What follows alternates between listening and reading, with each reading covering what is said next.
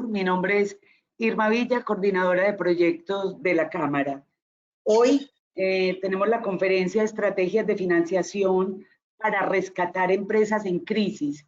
El objetivo de la conferencia es desarrollar estrategias que nos permitan que las empresas y negocios en el corto y mediano plazo eviten la implementación de decisiones drásticas y que los lleven a momentos difíciles en las organizaciones. Para la realización de la conferencia nos acompaña el señor Ángel David Rodas Valencia, de la empresa Live Ground and Innovation. Él es administrador de empresas y especialista en gerencia de mercadeo con extensiones académicas en el área de moneda, banca y mercados financieros. Además de eso, es profesional certificado ante la Superintendencia Financiera de Colombia y AMB como operador de mercado de valores, operador de mercado de divisas y directivo de fondos de inversión. Se ha desempeñado como gerente de banca empresarial y corporativa del Banco de Occidente, gerente regional de banca empresarial del Banco HSBC, gerente de división de gestión de activos de Proyectar Valores y Asset Management de Credit Corp Capital. Y posee además una experiencia en mercado de capitales y mercados financieros con grandes logros como directivo en la gestión de activos financieros. Entonces le damos la bienvenida a Ángel David. Ángel, muchas gracias. Y les quiero comentar que la conferencia inicia desde este momento hasta aproximadamente las 9:30 de la mañana. Y por último, si tienen alguna pregunta o inquietud, la pueden expresar a través del chat de la plataforma y al final de la conferencia les estaremos dando respuesta a cada una de ellas. Les agradezco mucho su atención y su asistencia y les doy la más cordial bienvenida. Ángel, bienvenido. Gracias, Irma. Un buen día para todos. Gracias por la asistencia en esta mañana. Básicamente lo que pretendemos con esta charla es darles a conocer unos mecanismos alternativos para empresas que actualmente se encuentren en crisis. Vamos a mirar de qué tipo de crisis pues, nos referimos. Pero lo que queremos es darles unas herramientas a los empresarios para que previamente a estar pensando en llevar las compañías a una ley de reorganización o la ley 1116, pues de pronto conozcan estas alternativas que se pueden desarrollar de manera exitosa, y esto está demostrado que igual a una compañía en reorganización pues tiene las posibilidades en el tiempo de poder recuperarse de menor manera. Vamos a tratar de ser lo suficientemente claros y entendibles esta charla. La desarrollé básicamente con un lenguaje muy simple para que los conceptos queden suficientemente claros, y vamos a mirar al final de la charla las inquietudes que se presenten. Muy bien. Tenemos una agenda. Ok. La agenda consiste en 4 puntos específicos. Vamos a ver en una primera parte un análisis de riesgo financiero. Vamos a ver un mapita, digamos, del desarrollo normal de las compañías, como una crisis que empieza vista desde la competencia aguerrida en la que en el mercado que competimos se convierte en un riesgo de rentabilidad y en un riesgo de liquidez e insolvencia. Las compañías gestionadas de la mejor manera demuestran que una compañía debe ser líquida y debe ser rentable para que sea exitosa. Los problemas de rentabilidad pueden esperar en el tiempo, pero los problemas de liquidez no van a esperar, y son básicamente las que se convierten en un determinante que las compañías pues obviamente entren en cesación de pagos, y por ende pues obviamente las compañías se insolventan, se van a un proceso de reorganización y finalmente un proceso de liquidación si no logran salir adelante. Vamos a mirar ese mapeo, unos conceptos claros para que miremos cómo se desarrollan básicamente esas fases. En la segunda parte vamos a ver unas determinantes de siniestralidad de las pymes. Ahí hay unos conceptos importantes que quiero resaltar para que miremos y desarrollemos cada uno de esos puntos. En un tercer punto vamos a mirar las principales causas de insolvencia en las pymes. Esto apoyado obviamente en datos que nos suministra la Superintendencia de Sociedades, datos históricos que tenemos ahí. Vamos a mirar pues cada uno de esos puntos igualmente de manera muy rápida, porque cada uno de esos puntos son críticos. Vamos a mirar de igual manera los más importantes. Y por último vamos a mirar los acuerdos privados de reestructuración a que se refiere esta financiación de compañías en estado de emergencia o que están en crisis. Vamos a desarrollar, digamos, esto más detenidamente porque tiene que ver básicamente la invitación que hicimos a esta charla para que miremos esas herramientas, ustedes las conozcan y posteriormente puedan utilizarlas en aras de que las compañías obviamente no tengan como única alternativa. Cuando las compañías tienen problemas graves de liquidez y solvencia, se tenga que ir a 11 y 16. Vamos a mirar esos mecanismos alternativos que podemos utilizar. Muy bien. En este mapita, ¿qué quiero significar? Vamos a pasar rápidamente por él. Normalmente, digamos, lo que nos encontramos en el mercado son compañías, digamos, que fueron montadas, estructuradas a través de un proceso de emprendimiento de una persona o empleado desde sus inicios, siempre quiso, digamos, tener empresa. Y esas compañías siempre, obviamente, desde que entran, pues encuentran que hay un mercado aguerrido donde tenemos competidores de diferentes índoles, unos más chiquitos, otros compañías demasiado importantes, pero siempre vamos a encontrar en primera instancia la competencia. Cuando tenemos unos competidores fuertes, independiente de cuál sea el tamaño, nos encontramos en primera instancia tres problemas principales. O nos podemos encontrar un sector en recesión, o nos podemos encontrar de que la compañía como tal en ese sector hace falta innovación, o la compañía tiene un plan de marketing no muy ventajoso, no muy agresivo. Y eso nos lleva básicamente a tres problemas que ya, digamos, desde ese momento ya son difíciles digamos, de superar o solucionar si no se hace una debida gestión de cada uno de estos términos. Empezamos con problemas con clientes, que lo que hace es poner en riesgo la compañía, pues porque perder clientes significa obviamente unas ventas inferiores, donde los costos y gastos pues no van a ser capaces de soportarse si esas ventas están disminuidas, empieza a agravarse el problema.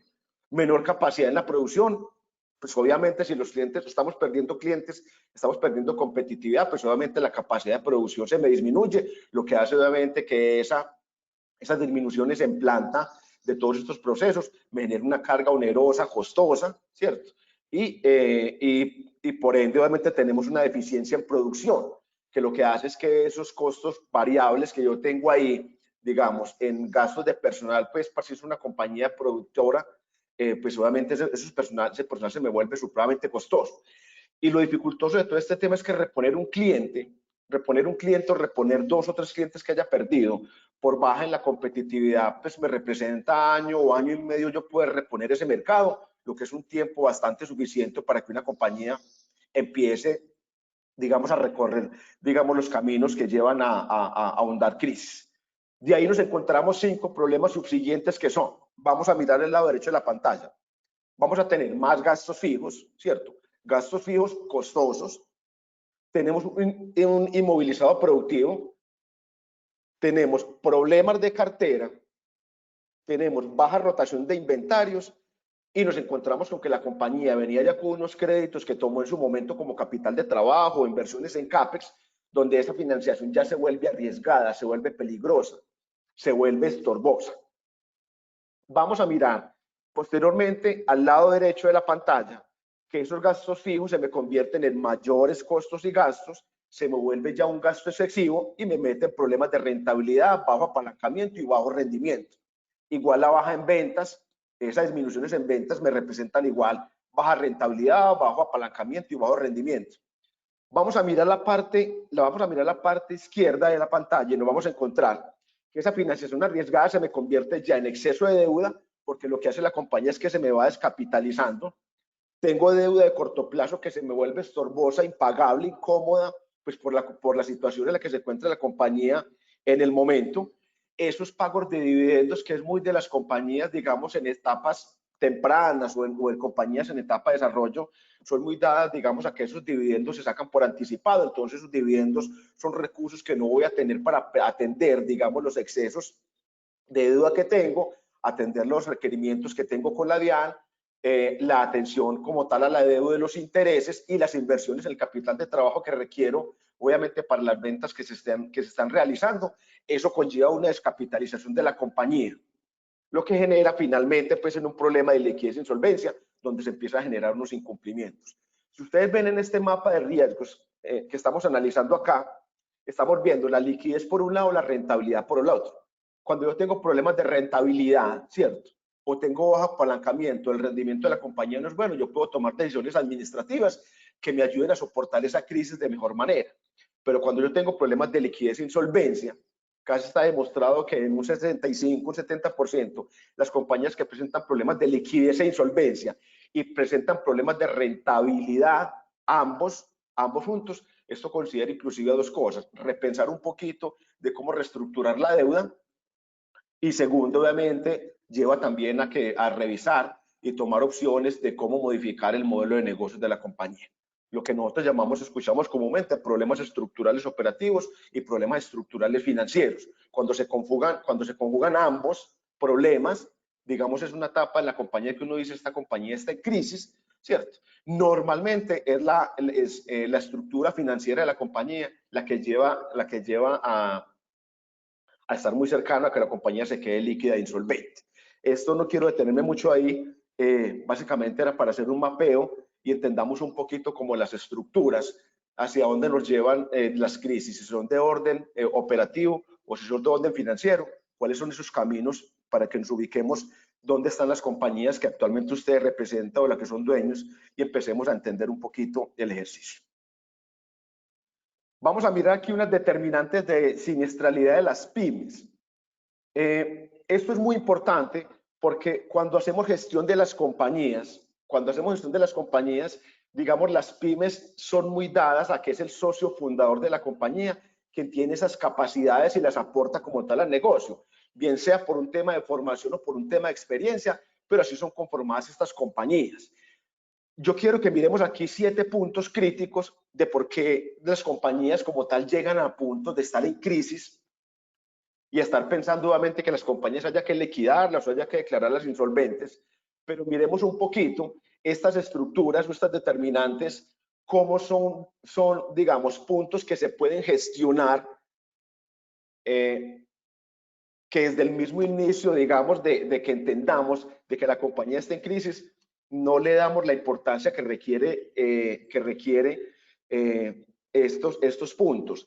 Y tiene mucho que ver inclusive, y yo quiero ir mezclando un poquito con el tema de 11 y 16, para que ustedes vayan entendiendo como las diferencias entre un ejercicio y otro.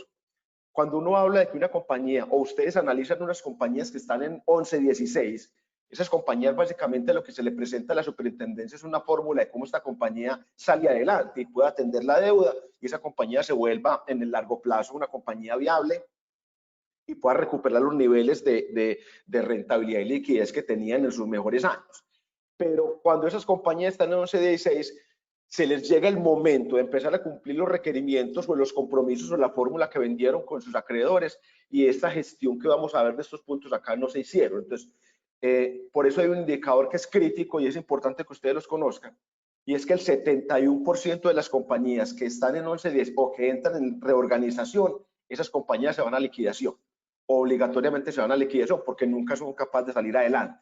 Y tiene mucho que ver con estas determinantes, porque no hay una capacidad, digamos, por parte de los directivos, o porque no hay entendimiento o no hay acompañamiento, pero no se desarrollan estos puntos, y vamos a ver por qué son importantes.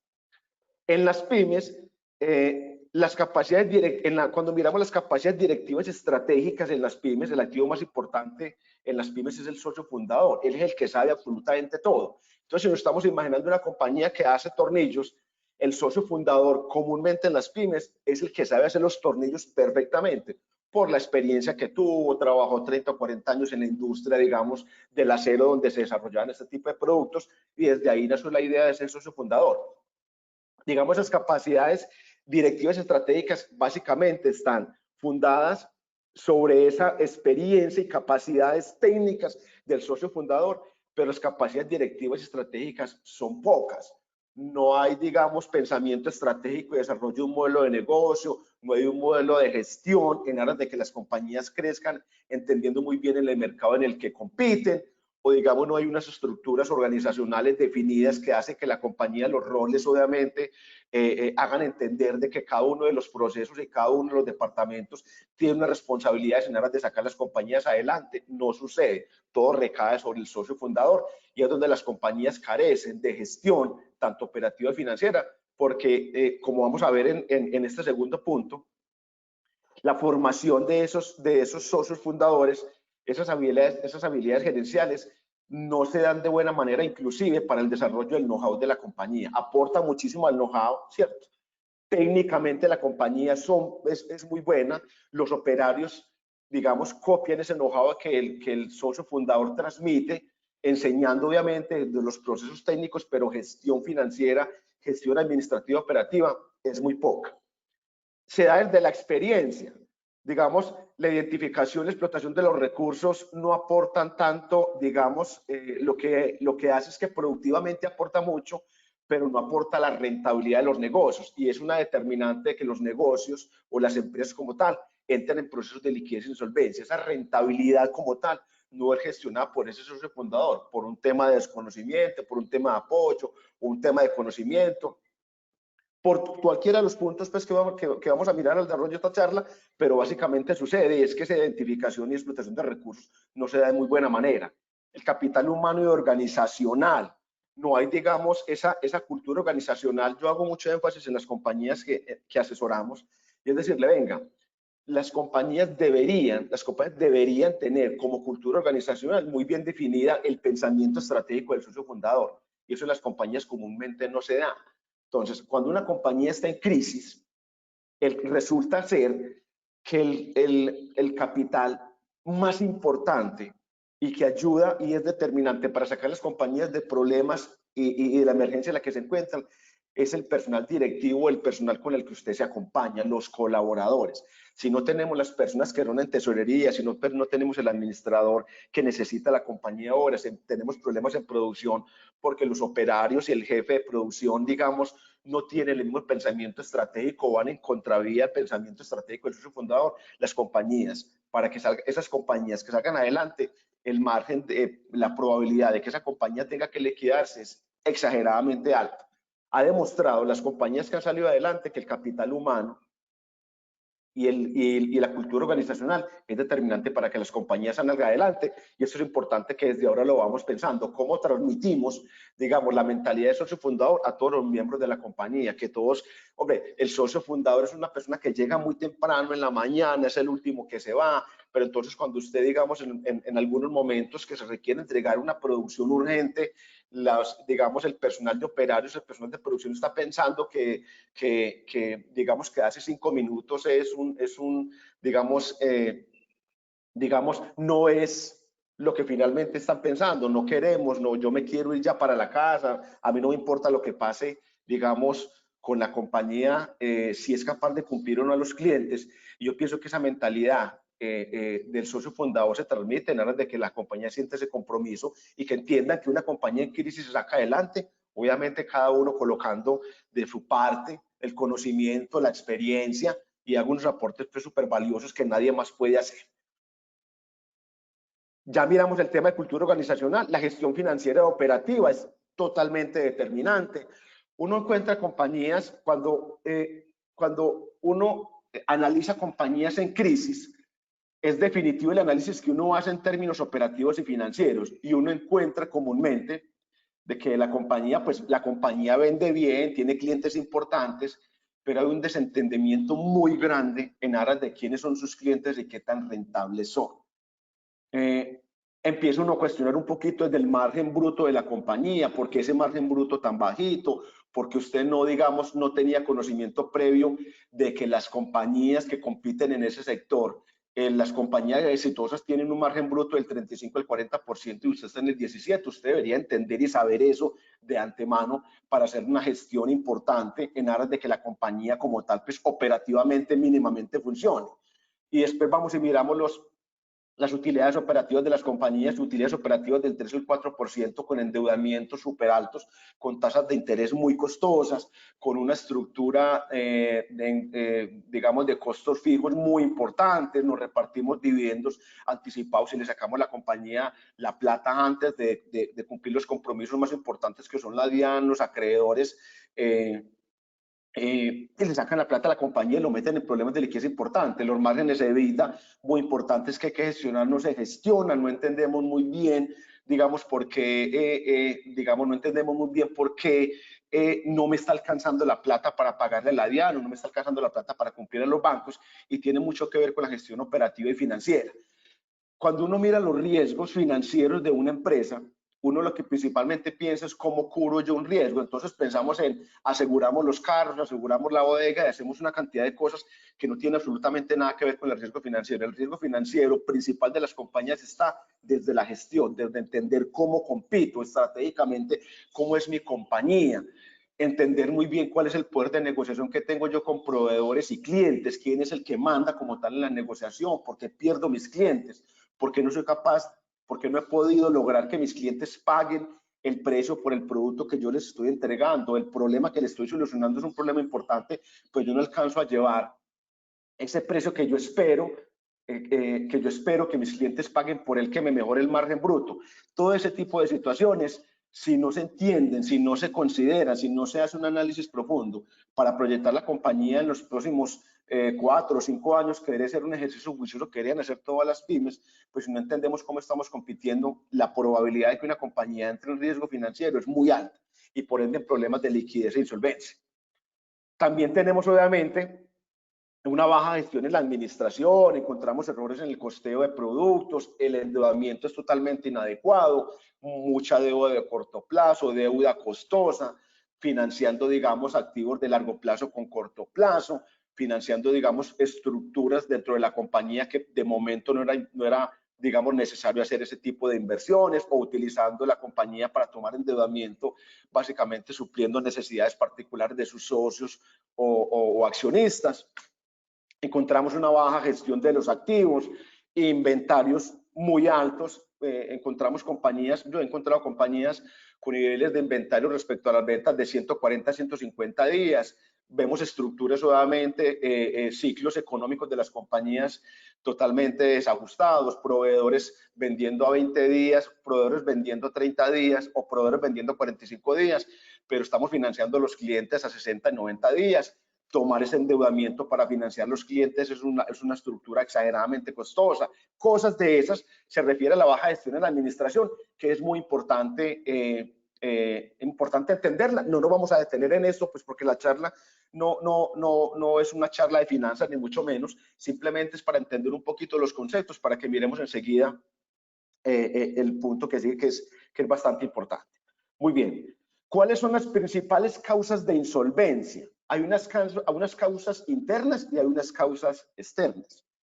Esto es fuente que nos entrega la Superintendencia de Sociedades y estamos tomando las principales 5 causas internas por cuales las compañías se declaran insolventes. De estas hay 7 o 8 más, pero quise tomar las primeras 5. La primera es un alto endeudamiento, es definitivo, lo que tiene que ver con la estructura financiera de la compañía. Uno encuentra compañías que operativamente son muy buenas, pero la parte de abajo del PIG, que es cómo endeuda la compañía, cómo la endeudo, resulta siendo una parte vital de la empresa que no es ni siquiera de la operación, que es lo que es realmente triste. Vení, tu producto es excelente, tu producto soluciona un problema muy grande, los clientes pagan bien por él, eso deja un buen margen bruto, el tamaño del mercado para ese tipo de productos que vos vendés es un tamaño de mercado muy interesante. El concepto de pensar exportar es un concepto que, digamos, donde la compañía cabe y los productos internacionalmente son apetecidos, hay demanda de estos productos, pero financieramente las compañías toman decisiones totalmente inadecuadas en temas de endeudamiento que llevan las compañías a procesos de insolvencia. ¿Por qué? Porque son recursos que no le cabían a las empresas. En este punto es algo importante que les quiero contar. Nosotros,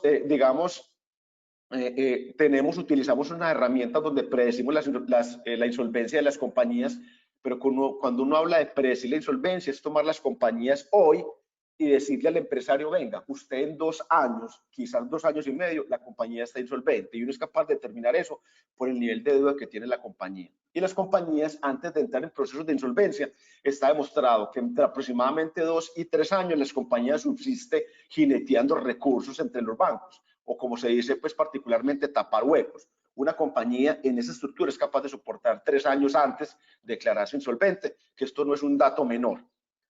Para que lo tengamos presente. Entonces, la principal causa de insolvencia es el alto endeudamiento. En un 91% de las compañías demuestran que tienen malas estructuras de financiación o financiación adecuada. Es una causa de liquidez e insolvencia. La falta de capital de trabajo, por ende, pues yo no tengo cupos con qué financiarme con bancos, porque los cupos, digamos, como lo digo yo de manera coloquial, la compañía se chupó la plata de 2.000 millones de pesos que me prestó el banco en el mes anterior. Y yo hoy, ¿por qué me sigue siendo plata? Porque hoy estoy vendiendo más y no tengo la plata para atender a esos clientes. Tiene que ver obviamente con la falta de capital de trabajo y es una determinante obviamente que la compañía se declare insolvente también, porque no tengo cómo financiar la compañía, los socios ya no ponen más plata o los socios definitivamente no tienen la plata. Los bancos no me facilitan recursos, entonces facilito pues por allá, que son prácticas que uno normalmente ve. Terminamos haciendo factoring con unas tasas realmente costosas donde ese factoring, los costos del factoring no somos capaces de trasladárselos al precio al cual entregamos nuestros productos a los clientes y terminamos en procesos mucho más agresivos, que es por allá, pues prestando con terceros a tasas supremamente costosas, muy de corto plazo, y por qué no pensando, pues, como es un ejemplo claro, esos terceros que lo que yo le llamo los pagadiarios, que hay compañías pues que se meten a pagar intereses del 2 al 3%, donde el negocio eso no le cabe, ¿cierto? Esa plata no le cabe y esas tasas no le caben a la compañía, lo que termina obviamente es siniestrando la empresa, porque la empresa no va a reaccionar obviamente a esos recursos que le acabaste de inyectar como deuda, porque no le cabía absolutamente más. No pensamos que la compañía tenía un problema estructural, ¿cierto? Operativo financiero que había que solucionar con anterioridad. Toda plata que usted le mete a una compañía que se encuentre en crisis como tal, esa plata se la chupa la empresa y nunca no vamos a estar entendiendo qué es lo que le está pasando al negocio, y esto básicamente se da pues en el gran porcentaje de las compañías que entran en procesos de 11 y de 16. Por ende, se da un tema de disminución de ventas. Yo ya tengo que escoger a qué clientes venderles. Yo no te puedo financiar a 90 días, vendámosle solamente a los clientes que nos compran a 30 días, donde la cartera es buena y me rota bien. Voy perdiendo competitividad porque los vendedores me están diciendo, jefe, tengo ventas pendientes por entregar, pero no tenemos la mercancía, y empezamos obviamente a generar incumplimientos. Entonces esa disminución en ventas se da por un mundo de causas, específicamente pues como se lo acabo de mencionar, costos y gastos elevados. Es un 72%, esos costos y gastos deben gestionarse y entender, como les mencionaba anteriormente. Estratégicamente debería el empresario entender cómo estoy compitiendo para saber esos costos y gastos en la compañía, cómo puedo diluirlo respecto a las ventas. Y por último, la baja rentabilidad del negocio. Claro, tiene mucho que ver con la estructura de capital de la compañía. Una compañía, digamos, que tiene recursos de capital importantes, pero es mucho más importante la deuda que tiene. Esa estructura de capital lo que me muestra es que las compañías se financian a tasas del 17, el 18% efectivo anual, a un negocio que está rentando el 4 o el 5%, lo que comúnmente se conoce como el ROIC. Entonces, cuando digamos, nos encontramos en procesos de entender que la compañía tiene una situación grave de iliquidez como tal, tiene mucho que ver el análisis que tengamos del endeudamiento respecto a cómo está capitalizada la compañía y la rentabilidad del negocio cómo está, para tomar decisiones estratégicas de seguir o qué no hacer, o básicamente disminuir algunas líneas de negocio que no son rentables para la compañía, tratando de que ese ROI de la compañía pues cada vez sea mucho más alto, y meter la compañía en una estructura óptima de capital, la adecuada como tal, para que el negocio en el largo plazo pues sea viable, sea rentable y sea de todo el interés de los accionistas o el socio fundador, obviamente, inyectarle recursos nuevos de capital a la empresa. Y hay unas causas externas, que son la disminución en la demanda por entorno económico, altas tasas de interés. Miren los porcentajes tan importantes que tienen estos componentes para que, digamos, tomemos nota y empecemos desde ya a entender estos conceptos que son importantes en el momento de entrar, digamos, en un proceso de qué hacer con la compañía en el momento de la crisis en la que estamos, que es lo que vamos a mirar más adelante. Incremento en la competencia. Yo asesoro una empresa y yo tenía una discusión con el socio fundador hace algunas semanas, y yo le decía a él, ve, vos tenés que entender, entre otras cosas, que el mercado en el que está es un mercado que no agradece, no reconoce el valor agregado que vos le estás entregando en el producto. ¿Pero por qué? Porque tenés unos competidores donde no tomaba en cuenta los competidores que tenían, y era, vos mandás a hacer esa puerta, ¿cierto? Vos haces esa puerta, la vendes a un determinado precio, pero siempre tus competidores te están ganando los negocios. ¿Por qué? Porque es que la estructura de costos y gastos fijos que vos tenés es distinta a la que tiene el señor, que solamente tiene 5 empleados, que es capaz de hacer las mismas puertas, pero esa estructura de costos y gastos hace que el producto de él sea mucho, mucho más barato, mucho más económico. Y eso es importante entenderlo, con quién estoy compitiendo. Eso ocurre con muchas compañías que no entienden, digamos, el por qué no reaccionan los clientes a los productos que entrego, si son de calidad, son competitivos, yo les doy garantía, somos una compañía seria, las entregas de nosotros son oportunas, y nos quitan los clientes compañías que ni siquiera yo tenía en el radar. Eso tiene mucho que ver con el incremento en la competencia, entender cómo estoy compitiendo. La pérdida de mercado pues obviamente es un determinante también, una principal causa de insolvencia, y el bajo acceso a financiación. Que no quiero meterme, digamos, con este espacio, pues porque no hace pues como sentido que nos detengamos mucho en el tema de cómo financian los bancos y qué hacen, o por qué no entregan recursos a las compañías, inclusive en momentos de crisis.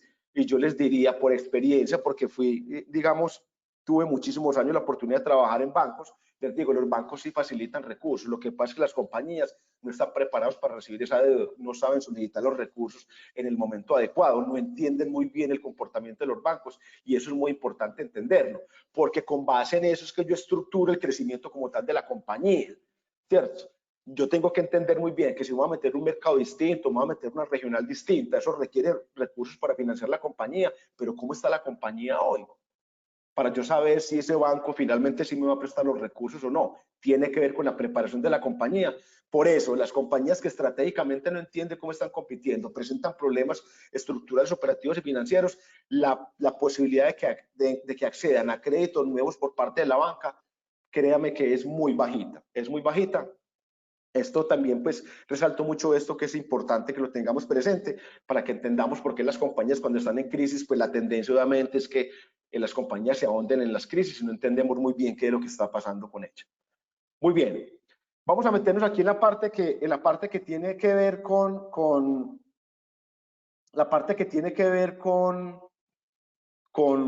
lo que llamamos, digamos, rescatar compañías, o a qué nos referíamos al inicio, digamos, con esa estructura de financiación que rescatan compañías.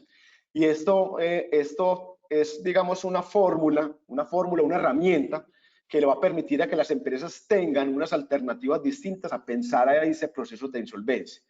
Esto como está desarrollado fue una charla inclusive que yo tuve con directivos de banca PYME de los principales bancos. Estuvimos discutiendo un poquito alrededor de todo esto, y lo que nos encontrábamos es que los empresarios, por algún motivo, digamos, se están yendo a procesos de insolvencia, pero digamos no entendiendo muy bien qué es lo que pasa, digamos, con el futuro de la compañía. Se lo mencionaba ahorita, el 70% de las compañías que se van a 11 y 16, esas compañías se liquidan. Y pensamos mucho más cómo rescatamos las compañías y meterlas en unos procesos tan dolorosos como es un proceso de insolvencia, porque la compañía pierde competitividad, los proveedores ya no me venden sino de contado, las entregas ya no son oportunas, yo dejo de ser interesante para ellos, los mismos clientes encuentran problemas, digamos, en una compañía en insolvencia porque creen que en cualquier momento pues, los va a dejar sin la proveeduría o me van a dejar tirado, como se dice comúnmente. La compañía ya no tiene forma de apalancarse de manera distinta, a ser de pronto un factoring con sus mejores clientes, lo que hace obviamente que pierda competitividad, para no profundizar mucho en ese tema. Por eso, digamos, creamos esta herramienta que quiero exponérselas de manera muy simple para que la entiendan. Pensemos un poquito alrededor de estas herramientas, estas estructuras que definitivamente salvan compañías. Habrán compañías, obviamente, que las crisis son exageradamente profundas, donde la superintendencia misma dice, si usted se siente perseguido por un acreedor, usted tiene, digamos, usted tiene deudas con acreedores que superan 90 días de vencida o tiene embargos o, digamos, están ejecutando algunas de las garantías, venga y obviamente, pues, protéjase a través de una ley digamos, véngase, declárese la compañía insolvente a través de la ley 1116, de la forma tal de que, digamos, el patrimonio como tal de los socios fundadores de la compañía tenga permanencia en el mercado. Pero hay situaciones que antes de pensar en estar en moras de 90 días y tener, digamos, procesos de embargo, si eso muy arriesgado, pensemos en esas estructuras previas que son, digamos, estructuras que no requieren ni son los mismos pasos de la ley 1116, pero sí definitivamente tiene muchos componentes en la negociación y vamos a mirarlos acá un poquito en detalle. Un segundo, por favor. Dice, lo voy a leer simplemente, no había una forma más resumida de hacerlo, quise tomarme el atrevimiento de colocar esta diapositiva tan cargada, pero es la manera como más clara de podérselos dar y que lo entiendan bien. Dice, acuerdos privados de reestructuración, ¿en qué consiste? Es importante reconocer cuando su empresa está afrontando una situación temporal o permanente de liquidez o presenta problemas financieros estructurales que se reflejen en una disminución en el flujo de caja. Y esta situación está ocasionando una inminente cesación de pagos con sus acreedores o está cerca de una situación clara de insolvencia. Fíjese que tiene que ver, en resumen, con todo lo que vimos en las diapositivas anteriores. Ahí está resumido básicamente pues como todo ese mapeo y esos conceptos que vimos hace un momento. ¿Qué se propone con esta herramienta? Con un diagnóstico que nos dé claridad de la situación real de la compañía, se definen acciones tácticas y estratégicas para reestructurar sus pasivos y plantear posibles escenarios de negociación con sus acreedores. Esto es importante lo que voy a mencionar aquí, y es que estos acuerdos no requieren ser presentados ante ningún juez o superintendencia de sociedades para su validación. Es un proceso que se parece en algunas cosas a una negociación de compañía en 1116, digamos, por los requerimientos tan exigentes que se hacen a los acreedores en aras de que la compañía obviamente tenga una sostenibilidad, que en el tiempo obviamente conserve la permanencia y que el acreedor sienta que en el mediano y largo plazo vamos a poder, digamos, cancelar la deuda que se tiene con él, pero mucho mejor que eso es que nos sigan acompañando en el proceso como se venía manejando las relaciones anteriormente antes de entrar, digamos, a los vencimientos que se tienen en la actualidad. Hombre, venga, ayúdeme a reestructurar un poquito el pasivo que tengo con usted, pero sígame acompañando obviamente en el ciclo económico que la compañía necesita. Es que yo necesito que usted me siga financiando las materias primas, y eso pues lo vamos a mirar detalladamente, cómo se hace, qué se hace y por qué es interesante este tema. Muy bien.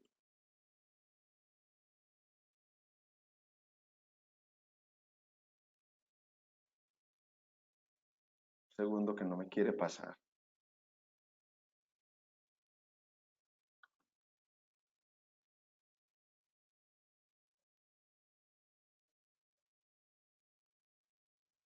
No sé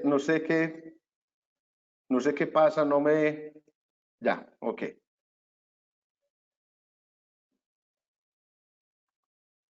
Muy bien, sigamos acá. Vamos a mirar cuáles son los tipos de acreedores que se contemplan en estas fórmulas. Tenemos los financieros, que son las entidades financieras vigiladas por la Superintendencia Financiera de Colombia. Estos acreedores financieros son los que podemos tomar para proponerles acuerdos privados de reestructuración de la deuda, cualquiera sea la entidad financiera, cooperativa o compañía de financiamiento comercial, caben dentro de estas estructuras. Se pueden vincular y estas entidades, digamos, están dispuestas a escuchar esas fórmulas de reestructurar los pasivos en aras de que las compañías obviamente se salven y tengan permanencia en el mercado. Los proveedores estratégicos, que son importantes o determinantes para la continuidad del negocio, caben dentro de estas estructuras que estamos proponiéndoles, de reestructurar los pasivos que se tienen en la actualidad y tengamos con ellos un acompañamiento futuro en aras de conservar la proveeduría esa proveedora que es importante para mis productos, esa materia prima que es importante, porque sin esa materia prima este producto no es el mismo, pierde calidad, pierde consistencia. Entonces necesitamos que esos proveedores estratégicos como tal me acompañen en estas fórmulas. A eso me refiero con proveedores estratégicos. Caben también dentro de esta estructura los tributarios, los estatales y los municipales, sentarnos con la DIANA, proponerle una estructura de acuerdo privado en aras de que ese pasivo que tengo, que hoy en día, entre otras cosas, es el más costoso, tengo obviamente una posibilidad de pago mucho más cercana al momento como tal de la compañía. Y lo mismo que les mencioné ahorita, pues los pasios que tenemos los estatales y los municipales. También podemos contemplar otros acreedores que son los financiadores de deuda privada, lo que tiene que ver con family office o un patrimonio autónomo que facilita unos recursos, o las llamadas fintech, que son esas compañías que apoyan compañías obviamente o las pymes en procesos de capital de trabajo. Todos, cuando reunimos a otros acreedores, caben básicamente como todas estas entidades, incluyendo obviamente pues algún acreedor privado que le facilitó recursos en un momento a la compañía o le tuvo que entregar una garantía pues para que me facilitaran los recursos. Caben absolutamente todos esos acreedores dentro de estas fórmulas. Pensaríamos, venga, ¿cuál es el acreedor que, digamos, no podría uno contemplar, digamos, dentro de estas estructuras? Digamos, acreedores que prestaron recursos a las compañías, pero nunca esos recursos fueron definidos como un pasivo dentro del balance como tal de la empresa. Ese sí es muy difícil demostrarle a un banco o a un proveedor, acompáñame en una fórmula de rescate de esta compañía, pero hay una plata que no se supo dónde salió, y meterlo dentro de esta estructura va a ser bastante complicado de que todos los acreedores acepten de que ese tercero entre dentro de estos acuerdos, pues porque comúnmente no se sabe esa plata dónde está, dónde le entró a la compañía y por qué fue importante en su momento. Entonces, es como una de las excepciones como tal a la regla de estos acuerdos, pero ahí básicamente yo pienso que está el 95% como tal de los acreedores que comúnmente las compañías tienen dentro de sus pasivos. ¿Qué tipo de acuerdos podemos contemplar? Entonces aquí nos encontramos que estas estructuras tienen tres tipos de acuerdos. Unos que son individuales. Es un acuerdo individual con cada acreedor. Yo me siento con cada uno de los bancos, con cada uno de los proveedores o con cada uno de estos otros acreedores que definimos en la diapositiva anterior y negociamos individualmente con cada uno de ellos cómo debería ser la composición de esos recursos que en el momento adeuda a la compañía, cuál sería la fórmula de pago futura para ese pasivo, y se hace de manera individual con cada uno de ellos, con cada banco, con cada proveedor, con cada acreedor, con cada tercero obviamente que la compañía tenga relacionado entre sus pasivos. Se pueden hacer colectivos, todos los acreedores se adhieren a un acuerdo en común, o sea, yo cojo entonces, digamos, vamos a sentar en la mesa a todos los proveedores estratégicos que hablamos, vamos a sentarnos con ellos y vamos a definir cuál es la fórmula de rescate de la compañía y les presentamos a ellos, a todos juntos esa fórmula para que todos nos acompañen en esa estructura y se firma un solo acuerdo, ¿cierto? Este tema es importante tenerlo muy claro, y es que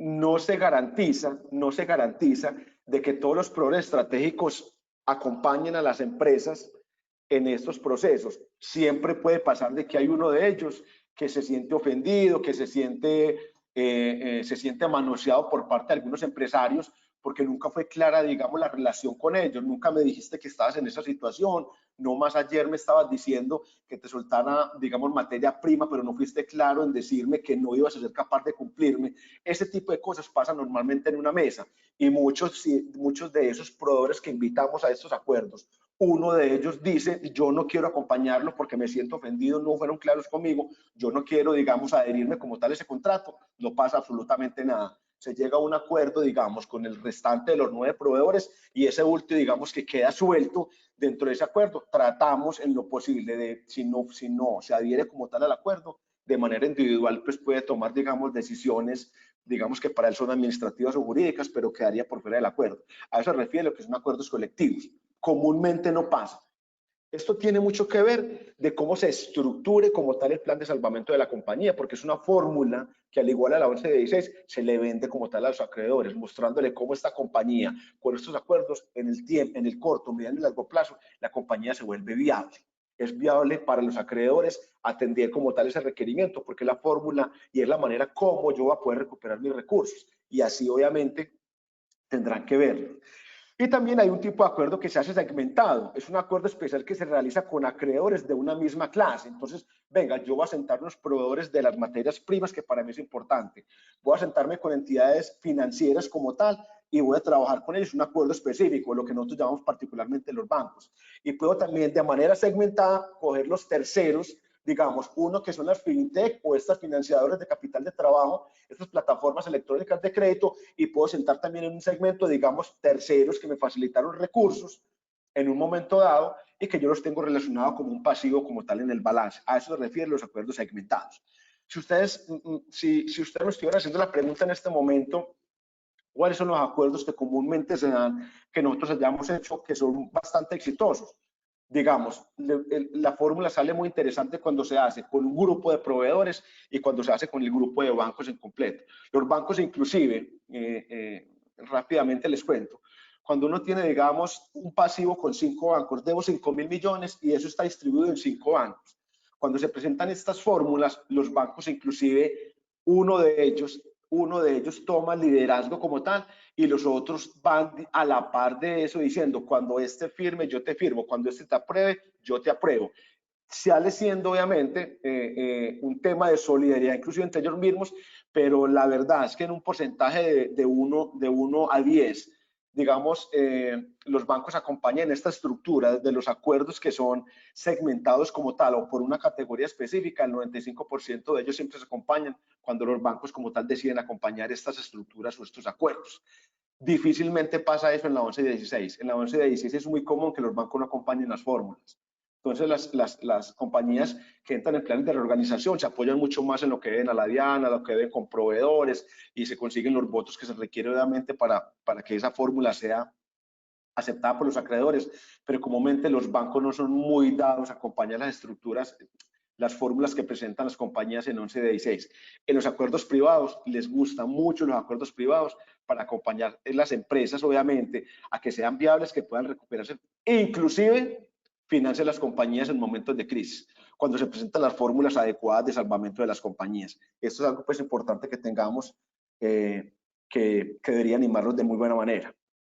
¿Cuáles son las etapas del proceso? Se hacen unos estudios técnicos, una valoración de la compañía, cómo está y cuál es el plan de salvamento de esa compañía en aras del capital de trabajo que se requiere, cuáles son los plazos que se requiere para pagar la deuda, cuáles son las tasas de interés que debe tener la compañía, porque esto es otra cosa importante. Normalmente cuando uno mira el endeudamiento de las compañías, comúnmente se encuentra uno con cortos plazos o medianos plazos, donde el largo plazo es una fórmula que se presenta de muy buena manera, una recuperación de la compañía y que la hace sostenible. Pero cuando uno va y mira las tasas de interés, no lo son tanto, son tasas de interés exageradamente costosas, pero es porque la compañía siempre representa un riesgo para los bancos. Lo que hace uno con estas fórmulas es negociar inclusive las mismas tasas de interés que hagan viable la compañía, pero no vamos a entrar mucho en detalle.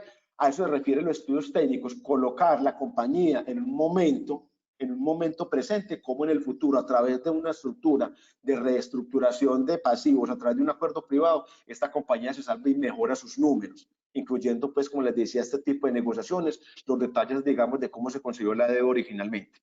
Estos estudios técnicos, cuando están preparados, se definen unas recomendaciones tácticas y se define una estrategia de negociación, lo que hablábamos ahorita. ¿Cómo lo vamos a hacer? ¿Lo vamos a hacer por categoría? ¿Lo vamos a hacer segmentado? ¿Lo vamos a hacer colectivo? ¿Lo vamos a hacer individual? ¿Qué vamos a pedir? ¿Qué no nos van a entregar? ¿Dónde podemos ganar? ¿Dónde el acuerdo es mucho más viable que sea votado, digamos, por los acreedores? ¿Y cuál es la posibilidad inclusive de que esos mismos acreedores nos vayan a financiar? Que es algo importante que tiene estas estructuras. Definida esa estrategia de negociación, se llegan a una negociación de los acuerdos, se sientan con los bancos, nos sentamos con los proveedores, nos sentamos con la DIAN, nos sentamos con los acreedores municipales, nos sentamos con los otros terceros que tenemos allá a proponer la fórmula de rescate de la compañía, se les informa de la situación de la compañía, porque hoy en día no es viable, cuál es la fórmula, la mejor manera de rescatar y por qué esos acreedores son importantes que nos acompañen en esas estructuras. Eso es lo que tiene que ver con la negociación de los acuerdos. Y por último se da un acompañamiento. Ese acompañamiento quise colocarlo, ese acompañamiento, digamos, se adhiere como tal a los acuerdos privados, es porque muchas veces los mismos acreedores o los mismos financiadores de las compañías en crisis dicen, venga, yo coloco recursos nuevos a la empresa, yo financio la compañía, yo apoyo a esa fórmula, pero si tiene, digamos, un tercero externo que ayude a ejecutar todo ese plan de salvamento que se definió en la compañía. A eso refiere un acompañamiento, pero es un tema básicamente que se adhiere como tal, más no es un acuerdo, digamos, que sea obligado, que esté dentro de la estructura de un acuerdo privado. Se le ofrece en un momento dado, digamos, ese acompañamiento cuando algunos financiadores que van a colocar recursos frescos quieren que la compañía se sienta mejor acompañada. No tiene que ver con la mala gestión como tal de la gerencia actual de la compañía o del socio fundador. Lo que quieren es, comúnmente, es acompañe a ese gerente o ese socio fundador a que ejecute de mejor manera las cosas, que no se sienta tan solo, que tenga un acompañamiento y con quien consultar, de que las cosas se ejecuten tal cual se habían planeado o se presentaron dentro de la fórmula de salvamento de la compañía. A eso se refiere con acompañamiento. Muy bien. ¿Cuáles son las características de estos acuerdos? Vamos a agruparlas en varios puntos. Uno de ellos, están desprovistos de toda formalidad y, digamos, no intervienen, digamos, personas distintas a las partes, digamos, entre acreedores y deudores, son las únicas partes que intervienen en este proceso, aparte pues del acompañamiento profesional que requiere la empresa pues para discutir, ayudar en la negociación y todos los estudios técnicos que sale la compañía. No existe absolutamente nadie que intervenga como tal en esta estructura. Se sienta el deudor, se sientan los acreedores a definir nuevamente cuál es el plan de salvamento de la compañía y se negocia como tal la fórmula que se le están presentando. Esto es importante tenerlo presente. No hay jueces, no hay que presentarlo ante ninguna Cámara de Comercio, a no ser de que se defina de pronto que se les quiera dejar a los acreedores como mejorarles, digamos, el riesgo, entregarles, digamos, garantías mobiliarias que se hacen precisamente con terceros, pero son cosas distintas como tal al acuerdo, ¿cierto? Cerrado el acuerdo, se define básicamente si hay garantías adicionales que hay que entregar o garantías nuevas que hay que entregar y ya intervienen otros terceros, pero no como tal en la negociación, ni se requiere una validación pues distinta como tal a ponerse de acuerdo entre las partes. Respecto al tipo de acuerdo, se requiere aceptación individual, se requiere unanimidad o en algunos casos la mayoría. Lo que hablamos particularmente ahorita, si sentamos, digamos, 10 proveedores estratégicos para la compañía, en algún momento se requiere que haya unanimidad, todos estamos de acuerdo, o en algunos casos se requiere la mayoría. Normalmente no se da de que un proveedor decida no acompañar el acuerdo, porque digamos queda como una rueda suelta, ¿cierto? Ahí el riesgo particular es que solamente ese proveedor decida embargar la compañía y ya se tomarán decisiones al respecto de cuál es la viabilidad de que ese acreedor se anime a embargar la compañía sabiendo que está en crisis y lo más factible es que un embargo de esos o una situación jurídica de estas pueda llevar la compañía a una liquidación. Entonces, des en cuenta obviamente que cuando uno hace esos acuerdos colectivos, el acompañamiento en un alto porcentaje se da igualmente cuando se hace con bancos. ¿Qué ocurre? Que en algunos momentos hay que hacerlo segmentado, en algunos momentos hay que hacerlo individual. ¿Cuándo es un ejemplo de que haya que hacer un acuerdo de estos individual? Hay proveedores que el 95% de la materia prima solamente me la entrega un proveedor, de resto tengo un reguerito de proveedores. Y ese personaje es tan importante para la compañía que yo solo necesitaría negociar con la deuda en la que tengo vencida o está por vencer y que en el momento es impagable. Yo solamente negocio con ese proveedor y demuestran en algunos casos, y la gran mayoría de los casos, de que la compañía sí recupera obviamente un nivel, o sea, se le baja estrés importante a la compañía y posteriormente se negocia con otra categoría que es como los bancos. Venga, yo necesito también negociar con los bancos para que la compañía tenga espacio y no tenga tanta presión en el flujo de caja. En los acuerdos generales se requiere que todos los acreedores cuenten con las garantías suficientes y estas se plasman en la posibilidad de aceptar o rechazar. Aquí muchas veces, ¿qué es el ejercicio normal de que se da con esto? Algunos acreedores aceptan las fórmulas que se presentan, otros, digamos, no están tan cómodos con las fórmulas porque la compañía siempre ha representado, digamos, ese cliente para mí siempre ha representado estrés importantes en mi flujo de caja y esos proveedores, digamos, son un poquito escépticos digamos, en acompañar el proceso, pero simplemente si se les mejoran las garantías van a estar mucho más tranquilos. Las garantías siempre van a estar sobre la mesa o no están sobre la mesa o no se tienen las garantías. Se define en el plan de negociación qué es lo que se le va a ofrecer a esos acreedores en aras de que no acepten los acuerdos. El acuerdo privado se da en situaciones excepcionales y determinadas para cada caso. Esto es muy importante tenerlo presente. Esto no es para todas las compañías, no es para todos los momentos. Porque, digamos, esto es un concepto que se hace, digamos, se refiere a que es exclusivo, es porque no es para todas las compañías. No todas las compañías están en crisis.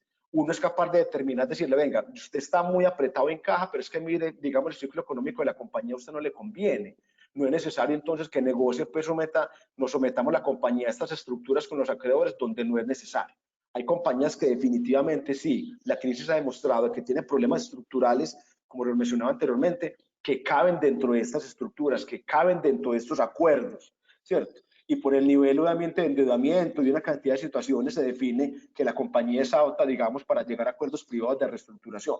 O pensar, pues, en un momento dado, como lo decíamos ahora, en su momento, que la compañía lo que tiene es una cantidad de embargos y situaciones encima, pues ya pensar en una 1116. Pero acá, particularmente, sea en situaciones que sean excepcionales y determinantes para cada caso. Por sus variadas modalidades, lo convenido no puede ser contrario a la ley o las buenas costumbres. Claro, esto obviamente no tiene que llevarse ante un juez para su validación y ante la superintendencia, pero tampoco podemos someter a los acreedores obviamente una fórmula donde es totalmente injusta y desequilibrada la negociación. Pues si vos me estabas vendiendo a 60 días, yo te di unos cupos importantes porque financieramente en el momento que yo hice tu análisis era una compañía viable, no me digas ahora que me vas a pagar, digamos, esos 100 millones de pesos en los próximos 20 años y que no me vas a pagar intereses o que digamos, no me vas a generar, digamos, de acá en adelante la tranquilidad suficiente que yo necesito. Que es que yo te pago si tengo y si no, pues miramos qué hacemos. No, no tiene, cuando habla que sea contrario a la ley o las buenas costumbres, que se ven negociaciones justas, equilibradas, donde todas las partes ganan y estén tranquilas, en aras de un objetivo particular, es que las compañías se salven.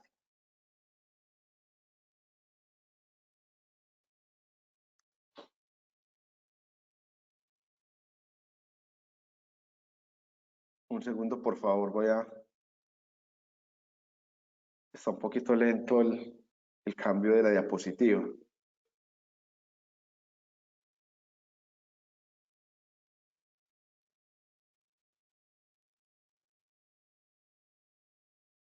Les pido disculpas, un segundo, no sé, no me cambia rápido la diapositiva.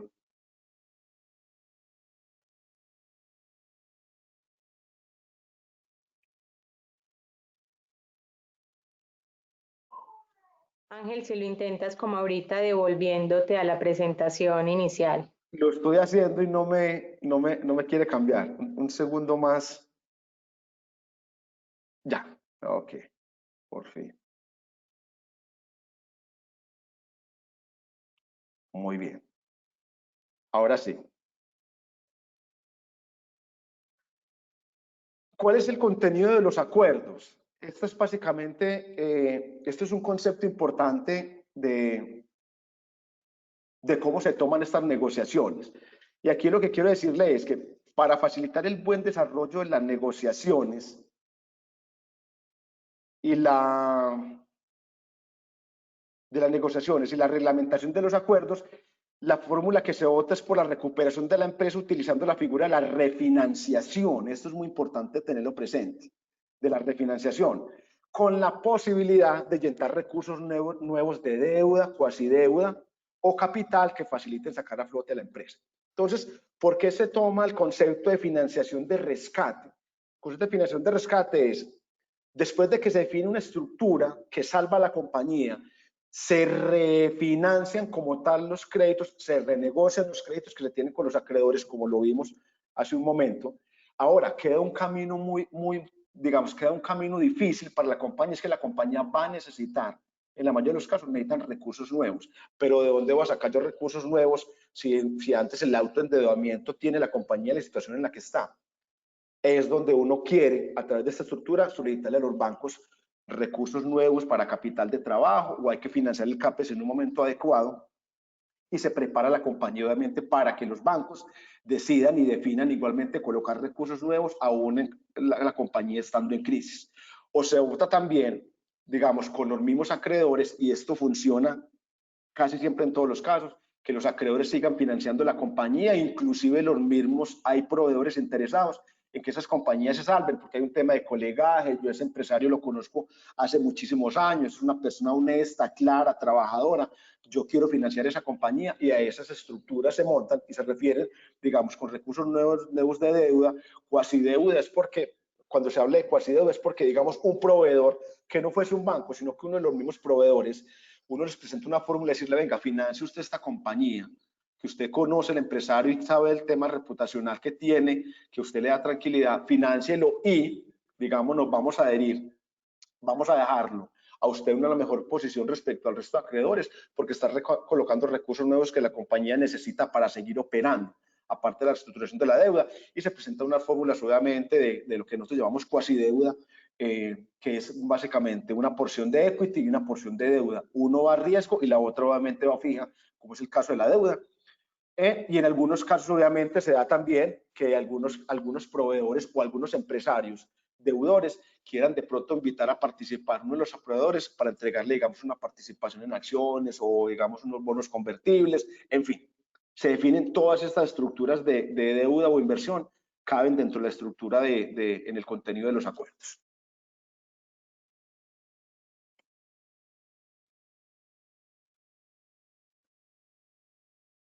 Vamos a seguir pasando de acá, mucho mejor. ¿Cuáles son los mecanismos?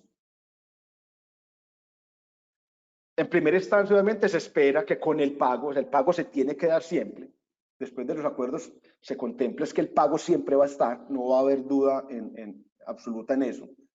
Pero aparte de eso, se contempla un nuevo capital de trabajo aportado por un tercero o por un mismo acreedor, lo que les mencionaba ahorita.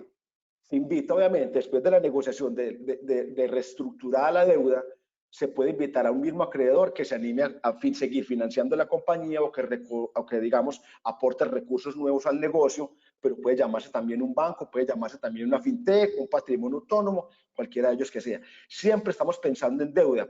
Yo hago mucha claridad en esto porque muchos empresarios me dicen, Ángel, pues yo no quiero entregarle participación a ninguno, esta es una compañía familiar de toda la vida, yo muero por esta compañía, yo no quisiera ver un tercero metido dentro o diluir la compañía con un nuevo inversionista, un nuevo accionista. Lo primero que uno opta dentro de estas estructuras es deuda, si requiere deuda nueva. Pero en algunos casos, digamos, hay empresarios, digamos, que son un poquito, digamos, con un nivel o con una cultura de riesgo, digamos, más moderada, y dice, venga, a mí no me importa que este acreedor haga parte de la compañía o yo le traiga un paquete de acciones como garantía a la empresa. Y aparte de eso, pues ese proveedor me aporta a mí, digamos, capital relacional y aporta capital financiero. De pronto es importante que él haga parte de esta compañía, en fin. Cuando se habla entonces de recursos aportados por un tercero, lo que les decía ahorita, se hace a nivel de deuda, o así deuda, o se hace a través de inversión, se define cuál es la estructura más adecuada. Se habla obviamente que pueden haber unas nuevas garantías otorgadas por el deudor. En este caso, digamos, si un acreedor no tiene garantías, se da entonces, vengamos a pensar un poquito en garantías mobiliarias. Yo quiero estar mucho más tranquilo, pues porque definitivamente el riesgo de la compañía es alto, o quiera de pronto colocar una garantía que sea común para todos. Vamos a abrir un patrimonio autónomo, colocamos algunos bienes o algunos activos allá que son importantes para la compañía, para que todos los acreedores obviamente estén tranquilos y se sientan respaldados y les mejoremos el riesgo de la deuda. Eso se refiere básicamente cuando se habla de nuevas garantías. Participación de los acreedores o un tercero en la administración de la empresa, lo que hablábamos ahorita. Muchas veces ocurre de que hay empresarios, digamos, que por la misma soledad en la que estaban en la administración y en la gestión del negocio, digamos, un acreedor importante o todos los acreedores definan, venga, pero acompáñese obviamente de un experto para que le ayude a ejecutar y a gestionar la compañía en términos operativos y financieros y le ayude a ejecutar el plan de salvamento como tal que nos está presentando ahora. Se refiere obviamente esto en el acompañamiento, en el desarrollo y el cumplimiento del acuerdo, a que haya de pronto un tercero que ayude a gestionar como tal la compañía. Se da también de que una designación de un auditor, un revisor contable por parte de los acreedores. Venga, yo quiero esto, inclusive es importante porque ayuda a organizar de mejor manera la compañía, que tenga mejor información. Y eso es muy importante. Las compañías se gestionan con información, con números sobre la mesa para entender estratégicamente cómo estoy compitiendo, qué está pasando con mi negocio. Eso normalmente uno no lo ve en las pymes. Es difícil ver, digamos, una gestión profunda y juiciosa de los números. Y cuando uno habla, venga, tengamos una persona que esté revisando digamos, cómo se está dando la ejecución de eso. Si no es un administrador, sino que define, venga, vamos a colocar un revisor para que permanentemente esté vigilante que los números de la compañía sí estén acordes al plan de salvamento que se definió o los recursos estén utilizando, digamos, en el propósito inicial de cuando colocamos esos nuevos recursos que salvan la compañía. Tiene mucho que ver, digamos, con un personaje de esto, que los acreedores proponen estas fórmulas. No siempre se da, pero pasa y es importante relacionarlo dentro de la charla. Se puede dar también una venta parcial de activos. Muchas veces uno encuentra compañías que, digamos, tienen un nivel de activos súper importantes, pero operativamente hay 2 o 3 máquinas, cada máquina definitivamente si no están, no pasa absolutamente nada con la compañía. Se define entonces, digamos, vender unos activos para capitalizar la compañía, ¿cierto?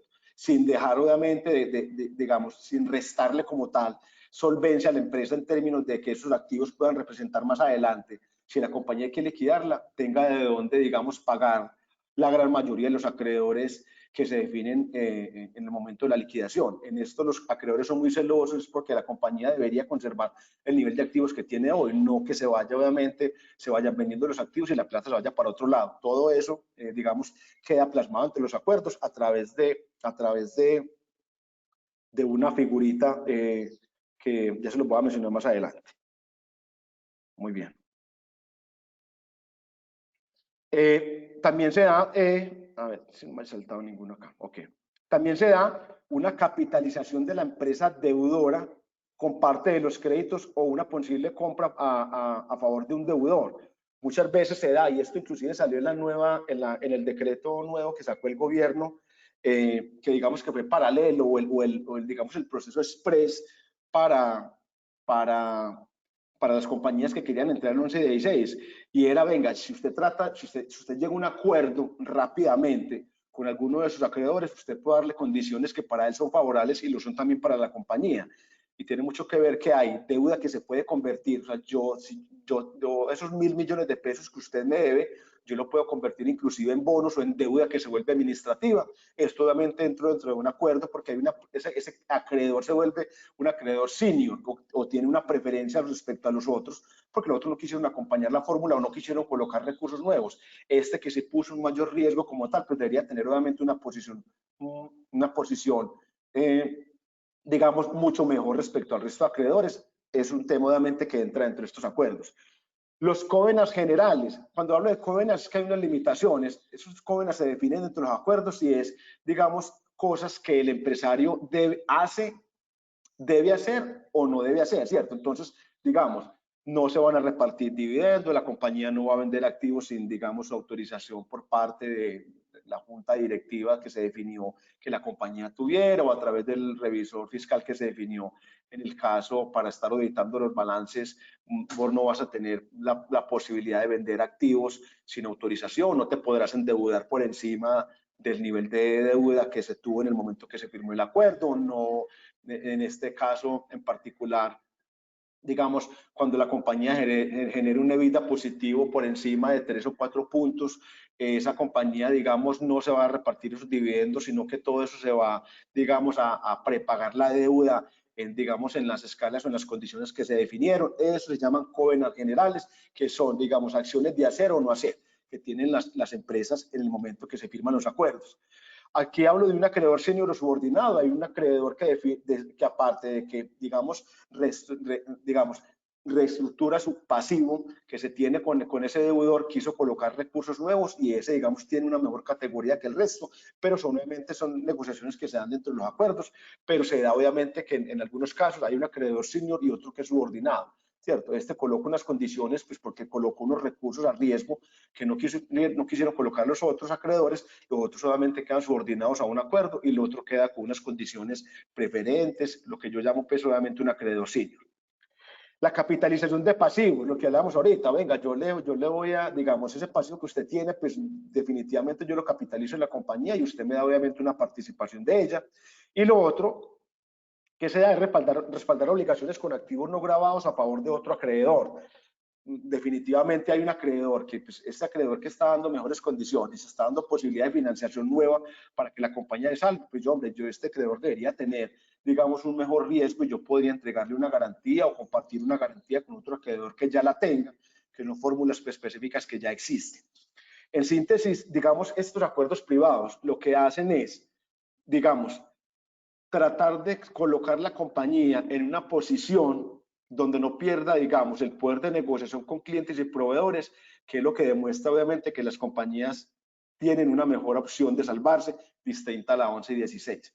Cuando las compañías en 11 y 16, cuando las compañías sientan que ya sus acreedores vienen en contra de él y esas acciones que toman son capaces digamos, colocar en compañía el riesgo de liquidarla, pensaría uno en 11 y 16, pero antes deberíamos considerar estas estructuras que son aceptadas, que los bancos los conocen, los proveedores lo aceptan de mejor manera, hay mucha claridad y hay un dato no menos importante que les voy a decir.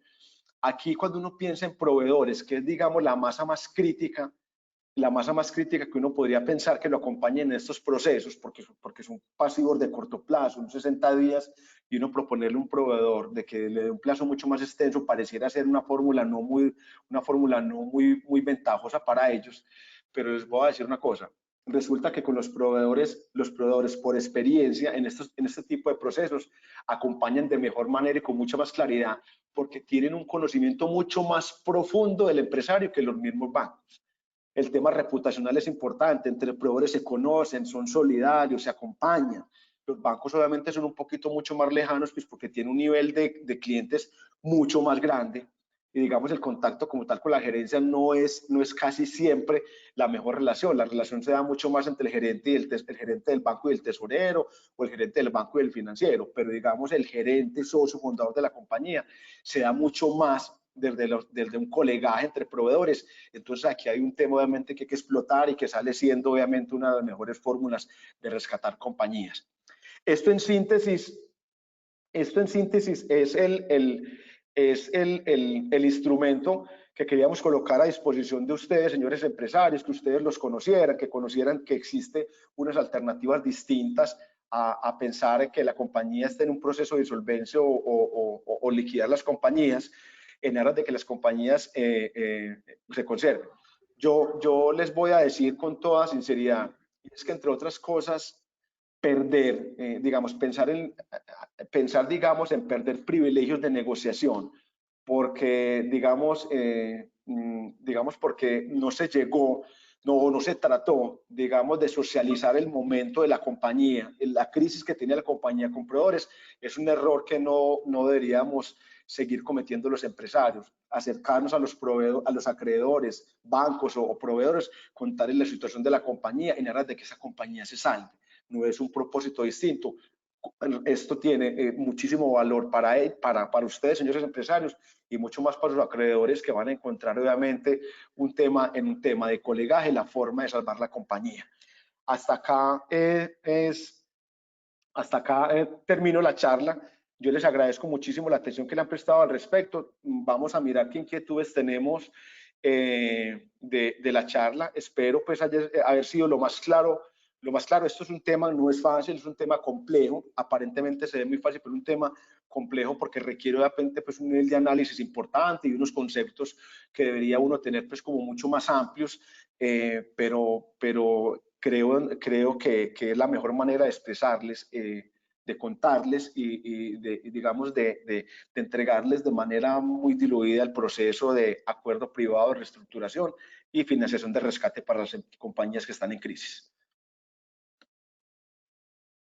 Listo, bueno, gracias Ángel por la presentación. Vamos a leer entonces las preguntas que tenemos en el momento. Nos escribe el señor Jorge Castro: ¿es posible renegociar deuda con bancos sin que hagan una mala calificación en CIFIN o que reestructuren la deuda? Claro. O sea, este tipo de negociaciones lo que contempla es, digamos, llegar a un acuerdo donde el banco sienta que el riesgo no se le va a incrementar por condiciones originales en los plazos, en las tasas de crédito de los bancos. Pero se siente y se negocia con ellos, no me meten calificaciones negativas, no me meten calificaciones que sean, digamos, contraproducentes para las compañías y de hecho los bancos lo que buscan es precisamente eso, conservar obviamente, conservar la calificación de las empresas y que el crédito que colocaron en el inicio sea viable en el largo plazo cuando se cambiaron las condiciones. Pero claro que con ellos se negocia obviamente las condiciones de calificación. De hecho, muchos bancos los mete uno en esta estructura con recursos nuevos para que la compañía pueda seguir operando. Gracias, Ángel. Tenemos al señor David y nos pregunta, ¿puedo tener como garantía financiera la maquinaria de la empresa? Si se incumple en algún momento los acuerdos de pagos con estas garantías, la maquinaria que es indispensable para seguir operando, ¿me la pueden quitar? Acuerdo bajo decretos actuales de pandemia 560, 688 y 772. Claro, lo importante en los acuerdos, lo importante con los acuerdos es cumplirlo, lo hablamos ahorita, ¿cierto? Digamos, de base, damos por hecho de que por lo menos se tiene que cumplir el acuerdo como originalmente fue pactado.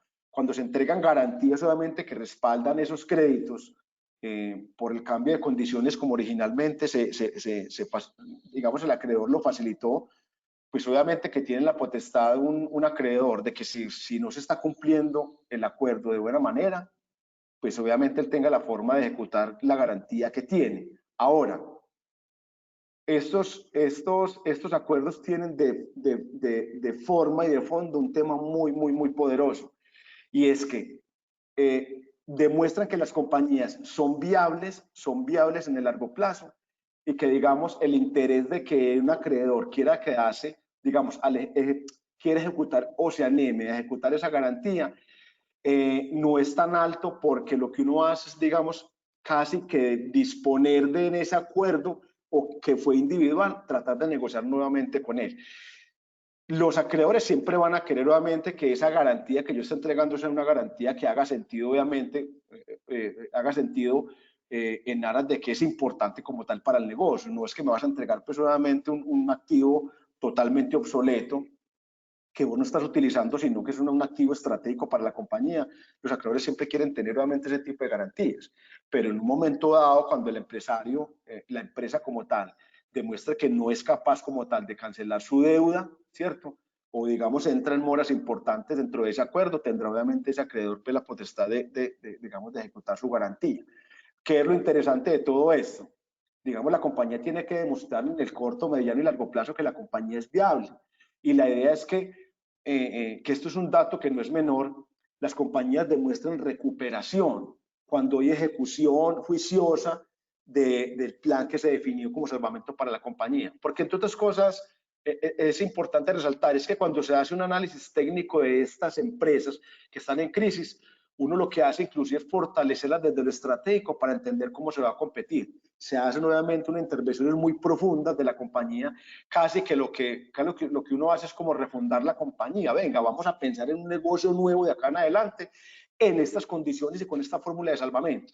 Casi que demuestra la compañía que es capaz de salvarse. Pero, ¿qué es lo interesante acá? Que la compañía no pierde el poder de negociación ni con clientes ni con proveedores, ¿cierto? Incluyendo el tema, digamos, de deudores nuevos que se dieran como tal a la compañía en un momento dado. La compañía no pierde ese poder de negociación. Y digamos, la claridad está en horas de que los proveedores están tranquilos, pues porque conocen la situación de la compañía, conocen el momento en el que está la compañía, cómo se está ejecutando, digamos, el plan de salvamento que se definió para ello.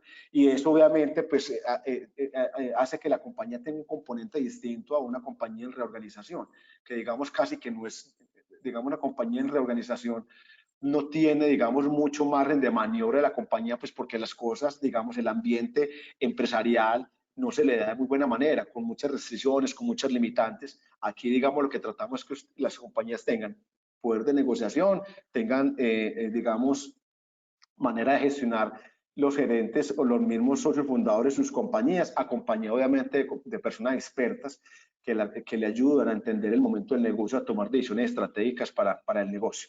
Pero conclusión, sí puede un acreedor en un momento dado, cuando se genera un incumplimiento de las obligaciones, ejecutar la garantía que se tiene. Ángel, muchísimas gracias.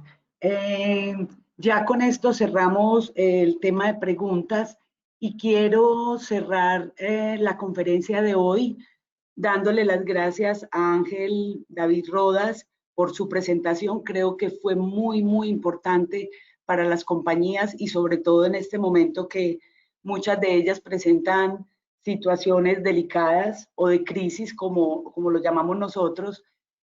Para eso hoy la Cámara tiene un programa que consideramos que les puede dar la mano, les puede ayudar, les puede apoyar en ese proceso de recuperar la empresa.